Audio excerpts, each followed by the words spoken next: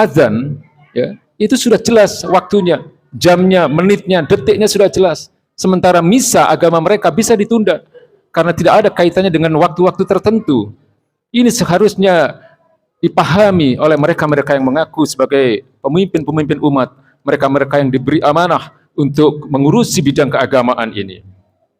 Ini bukan toleransi. Mereka mengatakan ini adalah toleransi, tapi ini adalah apa yang disebut dengan sinkretisme.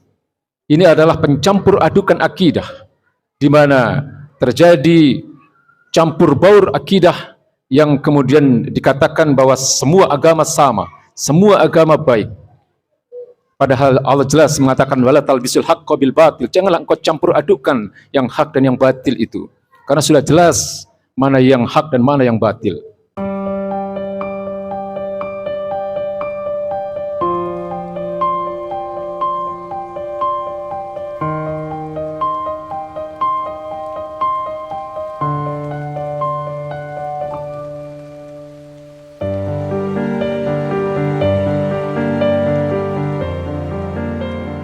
Hadirin ma'asyiral muslimin yang dimuliakan Allah Subhanahu wa taala. Ada satu kalimat yang terkenal sekali yang disampaikan oleh Umar bin Khattab radhiyallahu anhu. Beliau katakan bahwa kita dulu adalah umat yang hina, lalu Allah muliakan kita dengan Islam. Lalu ketika kemudian kita mencoba mencari kemuliaan dari luar Islam, maka Allah pasti akan hinakan kita. Jadi ini adalah ucapan yang beliau sampaikan. Jadi beliau katakan dalam bahasa Arabnya, inna qaumin a'azzanallahu bil Islam. Sesungguhnya kita adalah kaum yang dimuliakan oleh Allah Subhanahu wa taala dengan Islam. Falan naltamisul izza bi ghairihi. Maka kita tidak akan mencari kemuliaan dari selain Islam. Jadi ini beliau sampaikan ketika ada dalam satu momen yang agung, yaitu ketika beliau menerima kunci Baitul Maqdis. Ya, dalam peristiwa yang sangat populer, sangat masyhur, dikisahkan ketika pemimpin Palestina yang bernama Uskup Ospronius, dia menyerahkan kunci kota Yerusalem, atau tepatnya kunci Baitul Maqdis, ya, kepada beliau, kepada Umar bin Khattab radhiyallahu anhu, setelah mengalami sedikit peperangan di mana pemimpin pasukan kaum muslimin yaitu Khalid bin Walid berhasil membebaskan Palestina atau membebaskan Yerusalem dari cengkraman orang-orang Nasrani. Lalu Umar bin Khattab dari Madinah, beliau datang ke Palestina atau tepatnya datang ke Yerusalem dengan hanya dikawal oleh seorang sahabat yang lain dengan mengendarai satu ekor onta, di mana dalam perjalanan sejauh ribuan kilometer atau hampirlah, katakanlah hampir 1000 kilometer dari Madinah ke Palestina, beliau hanya ditemani oleh satu orang sahabat dan satu ekor onta, di mana kemudian mereka berdua bergantian dalam mengendarai onta tersebut. Lalu beliau ketika sampai di Yerusalem, beliau melihat ada yang berbeda di tengah-tengah kaum muslimin, yaitu mereka banyak sekali mengenakan barang-barang mewah. Lalu kemudian beliau mengatakan kalimat ini, kalimat yang sangat populer, kalimat yang sangat masyhur, dan mengatakan inna qaumin a'azzanallahu bil Islam falan naltamisul izza bi ghairihi. Ya, kita adalah kaum yang telah dimuliakan dengan Islam. Artinya umat Islam mulia dengan kalimat syahadatnya, asyhadu alla ilaha illallah wa asyhadu anna muhammadar rasulullah. Kemudian beliau mengatakan falan naltamisul izza bi ghairihi, dan kita tidak akan mencari kemuliaan kepada selainnya, maksudnya kepada selain Islam. Umar adalah seorang pemimpin yang sederhana. Ya, meskipun dengan tampilan yang sederhana, beliau ketika nama beliau disebutkan ini bisa mengguncang dunia. Ya, ketika beliau disebutkan namanya bisa membuat Kaisar Romawi dan Raja Kisra dari Persia, dua negara adidaya pada saat itu, gemetaran mendengar nama Umar bin Khattab. Umar adalah pemimpin yang jika berjalan di satu jalan pun kemudian setan memilih jalan yang lain. Jadi Umar adalah pemimpin dunia yang pada saat itu dikenal sangat adil, dikenal sangat bijaksana, dan dikenal menjadi pelindung bagi seluruh manusia, bukan hanya pelindung kaum muslimin. Maka di dalam serah terima kota Yerusalem itu pun kemudian dibuat satu perjanjian yang disebut dengan perjanjian Umayyah, yaitu perjanjian perlindungan dan jaminan keamanan bagi orang-orang Nasrani yang tinggal di Palestina dari kejahatan orang-orang Yahudi. Hadirin ma'asyiral muslimin yang dimuliakan Allah Subhanahu wa taala. Kisah ini seharusnya menjadi teladan bagi kita bahwa tidak ada kemuliaan kecuali dengan Islam. Tidak ada keagungan kita sebagai umat Islam kecuali kita berpegang teguh pada dua kalimat syahadat. Tidak ada ketinggian derajat kaum muslimin kecuali menjadikan Al-Quran sebagai panduan hidup mereka.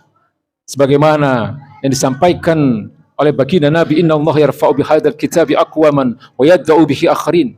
Sesungguhnya Allah hanya akan meninggikan derajat suatu kaum ketika kaum itu berpegang kepada Al-Quranul Karim, dan Allah akan menjatuhkan derajat suatu kaum ketika kaum itu lepas dari Al-Quranul Karim. Artinya ketika kaum itu tidak menjadikan Al-Quran sebagai panduan kehidupan mereka. Namun hari ini kita melihat bahwa umat Islam banyak yang terjebak dalam mencari kemuliaan kepada selain Islam. Banyak umat Islam hari ini mencari kemuliaan dengan jabatan. Banyak umat Islam yang hari ini mencari kemuliaan dengan materi. Banyak umat Islam hari ini justru mencari kemuliaan dari orang-orang selain Islam. Hari ini orang-orang yang diberi amanah dalam bidang keagamaan ini justru memberikan contoh-contoh yang tidak baik kepada umat ini. Kita tahu bahwa negeri yang kita cintai ini dikunjungi oleh seorang tokoh pemimpin agama lain. Ya. Lalu kita bisa melihat bagaimana pemimpin ormas keagamaan, pemimpin atau imam besar Masjid Istiqlal yang merupakan masjid kebanggaan kita, mereka beramai-ramai memuliakan seseorang yang sebenarnya tidak boleh dimuliakan. Dia adalah pemimpin orang-orang kafir. Dia adalah orang yang tidak boleh sedikit pun memasuki masjid karena akidahnya yang najis, akidahnya yang di dalam pengertian kita adalah akidah yang haram, yang tidak pernah mandi junub, ya, lalu dicium tangannya, dimuliakan, bahkan kemudian dikatakan oleh seorang pemimpin agama Islam dengan mengatakan dia adalah seorang teladan, ya, lalu kemudian merelakan Masjid Istiqlal yang kita bangga-banggakan diinjak-injak oleh orang-orang kafir, orang-orang yang tidak mengimani Allah Subhanahu wa taala dan tidak mengimani kenabian baginda Nabi besar Muhammad sallallahu alaihi wasallam. Lalu kemudian mereka merelakan Masjid Istiqlal menjadi tempat dikumandangkannya lagu-lagu yang tidak ada kaitannya dengan Islam, yang kemudian menjadi tempat penyambutan seorang pemimpin besar tokoh agama lain. Bahkan kemudian mereka rela kumandang azan digantikan dengan running text, dengan tulisan di televisi. Jadi ini adalah satu hal yang sangat-sangat berlebihan. Ini adalah satu hal yang sama sekali tidak bisa dibenarkan dalam pandangan Islam. Azan itu adalah harus dikumandangkan, harus disuarakan. Demikian yang dicontohkan oleh baginda Nabi Muhammad SAW. Tidak cukup hanya dengan tulisan yang biasanya dikumandangkan lalu kemudian hanya menjadi tulisan. Ini adalah sesuatu yang berlebihan. Karena waktu azan, ya, itu sudah jelas waktunya, jamnya, menitnya, detiknya sudah jelas. Sementara misa agama mereka bisa ditunda karena tidak ada kaitannya dengan waktu-waktu tertentu. Ini seharusnya dipahami oleh mereka-mereka yang mengaku sebagai pemimpin-pemimpin umat, mereka-mereka yang diberi amanah untuk mengurusi bidang keagamaan ini. Ini bukan toleransi. Mereka mengatakan ini adalah toleransi, tapi ini adalah apa yang disebut dengan sinkretisme. Ini adalah pencampur adukan akidah, di mana terjadi campur baur akidah yang kemudian dikatakan bahwa semua agama sama, semua agama baik. Padahal Allah jelas mengatakan wala talbisul haqqo bil batil. Janganlah engkau campur adukan yang hak dan yang batil itu. Karena sudah jelas mana yang hak dan mana yang batil. Hadirin ma'asyiral muslimin yang dimuliakan Allah Subhanahu wa taala. Jadi jelas bahwa akidah mereka adalah diharamkan oleh Allah Subhanahu wa taala. Akidah mereka adalah akidah yang najis sebagaimana disampaikan dalam banyak ayat-ayat Al-Qur'anul Karim. Ayat yang mungkin seringkali disampaikan di dalam surat Al-Bayyinah misalnya. Allah katakan innal ladzina kafaru min ahlil kitabi wal musyrikina fi nari jahannam khalidina fiha ulaika hum syarrul bariyah. Sesungguhnya orang-orang kafir dan orang-orang musyrik ya, yang berasal dari ahlul kitab, maksudnya orang-orang Yahudi dan orang-orang Nasrani dan orang-orang musyrik yang bukan dari kalangan Yahudi dan Nasrani, mereka-mereka yang tidak mengimani Allah dan Rasulnya, mereka semua dikatakan oleh Allah Subhanahu wa taala finari jahannam khalidina fiha, mereka akan kekal di neraka nanti. Wa ulaika syarrul bariyah, ya. Dan mereka adalah dikatakan Allah sebagai seburuk-buruk makhluk, ya. Atau di dalam surat Al-Baqarah ayat 85 jelas Allah katakan wa may yabtaghi ghairal islami dinan fala yuqbala minhu wa huwa fil akhirati minal khasirin. Barang siapa memilih selain Islam, maka mereka akan menjadi orang-orang yang merugi di akhirat nanti.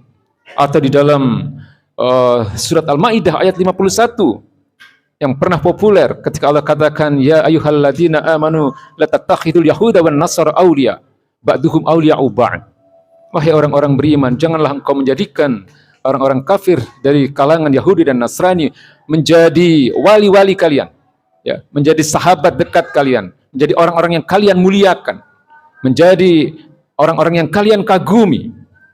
Dan masih banyak ayat-ayat di dalam Al-Qur'anul Karim yang menegaskan bahwa Allah sangat membenci orang-orang yang tidak mengimani Allah Subhanahu wa taala sebagai satu-satunya sesembahan dan tidak mengimani kenabian baginda Nabi besar Muhammad sallallahu alaihi wasallam.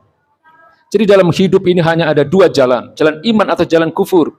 Mengimani Allah atau tidak, mengimani kenabian baginda Nabi besar Muhammad sallallahu alaihi wasallam atau tidak. Ya, Allah katakan la ikraha fid din qad tabayyana ar-rusdu minal ghayy. Tidak ada paksaan dalam beragama karena sungguh telah jelas mana yang lurus dan mana yang sesat. Ya, dan dalam kehidupan setelah dunia ini nanti hanya akan ada dua tempat, yaitu surga atau neraka. Jadi ini semua sudah dijelaskan oleh Allah Subhanahu wa taala dengan jalan yang jelas dalam Al-Qur'anul Karim. Lalu kemudian baginda Nabi mengatakan anta ma'a man ahbabta, engkau akan bersama dengan orang-orang yang kalian cintai. Engkau akan bersama dengan orang-orang yang engkau kagumi. Engkau akan bersama dengan orang-orang yang kalian muliakan. Maka pilihannya hanya ada dua. Apakah kita mengagumi baginda Nabi besar Muhammad SAW atau mengagumi dan memuliakan sahabat-sahabat beliau yang sudah jelas tempatnya akan di surga nanti, atau justru pilihan di tangan manusia untuk memuliakan orang-orang selain Islam yang telah jelas dikatakan oleh Allah Subhanahu wa taala tempat mereka di akhirat nanti ada di mana. Hadirin masrul muslimin yang dimuliakan Allah Subhanahu wa taala, jelas bahwa mengagungkan atau memuliakan orang-orang kafir adalah haram. Toleransi adalah membiarkan mereka menjalankan ibadah mereka. Toleransi adalah berhubungan baik dengan mereka dalam hal-hal yang sifatnya muamalah, bertransaksi, jual beli, bertetangga, bekerja di tempat yang sama dan seterusnya. Tidak ada masalah bagi kita. Tapi kalau dalam persoalan akidah, dalam persoalan syariat, ini adalah hal yang prinsip, tidak ada toleransi, tidak ada kompromi dalam persoalan akidah dan syariat Islam. Dan keharaman ini, ya, keharaman memuliakan orang-orang kafir ini telah dituliskan dalam berbagai kitab-kitab klasik yang banyak menjadi rujukan utama dalam fikih oleh para ustadz atau para pengajar ilmu agama ini. Sebagai contoh, Imam Ibnu Hajar Al-Haytami dalam syarah kitab Tuftahul Muhtaj, beliau mengatakan wala yajuz ta'zimul kufar li'annahu tasyabbuh bihim. Tidak boleh umat Islam itu mengagungkan atau memuliakan orang-orang kafir, karena hal itu disamakan atau bisa dianggap tasyabbuh, ya, menjadi bagian dari mereka. Karena baginda Nabi mengatakan man tasyabbaha biqaumin fahuwa minhum. Barang siapa bertasyabbuh, barang siapa meniru-niru atau memuliakan suatu kaum, maka dia menjadi bagian dari kaum itu. Atau di dalam kitab yang lain, dalam kitab Ad-Durrul Mukhtar dari Hasyiah Ibnu Abidin, beliau katakan wa man akrama kafiran faqad a'ana ala hadmil Islam. Barang siapa memuliakan orang-orang kafir, maka sungguh dia telah membantu untuk menghancurkan Islam ini. Jadi jelas, hadirin ma'asyiral muslimin yang dimuliakan Allah Subhanahu wa taala, apa yang kita saksikan di televisi, apa yang kita saksikan di berbagai pemberitaan bukan contoh yang baik, bukan ajaran Islam yang benar. Itu adalah ajaran sinkretisme, pencampur adukan akidah, di mana Islam disamakan dengan agama-agama yang lain, atau ajaran pluralisme yang menyamakan semua agama baik dan semua agama benar. Sungguh ini bukan ajaran Islam, karena Allah telah jelas mengatakan inna dina indallahil Islam. Sesungguhnya agama yang diridai Allah adalah Islam. Maka segala macam bentuk penghormatan, segala macam bentuk memuliakan atau pengagung-agungan yang berlebih-lebihan terhadap orang-orang kafir adalah haram. Toleransi adalah ajaran Islam di mana sewajarnya saja kita berhubungan dengan orang-orang yang tidak beragama Islam. Ya, bukan kemudian justru menjadi pencampur adukan akidah atau sinkretisme, dan bukan pula kemudian menyamakan semua agama yang disebut dengan pluralisme. Karena jelas Allah katakan lakum dinukum waliyadin. Ya, bagimu agamamu, bagiku agamaku. Jelas Allah mengharamkan akidah yang mengatakan bahwa Allah itu berputra. Qul huwallahu ahad. Katakanlah bahwa Allah itu esa. Lam yalid wa lam yulad. Allah tidak beranak dan Allah tidak diperanakkan. Lalu bagaimana bisa kemudian umat Islam mengagung-agungkan orang yang mempunyai akidah demikian? Barakallahu li wa lakum fil Qur'anil azim wa nafa'ani wa iyyakum bima fihi minal ayati wa dzikril hakim. Innahu ta'ala jawadun karim. Raufur rahim fastaghfiruhu innahu huwal ghafurur rahim.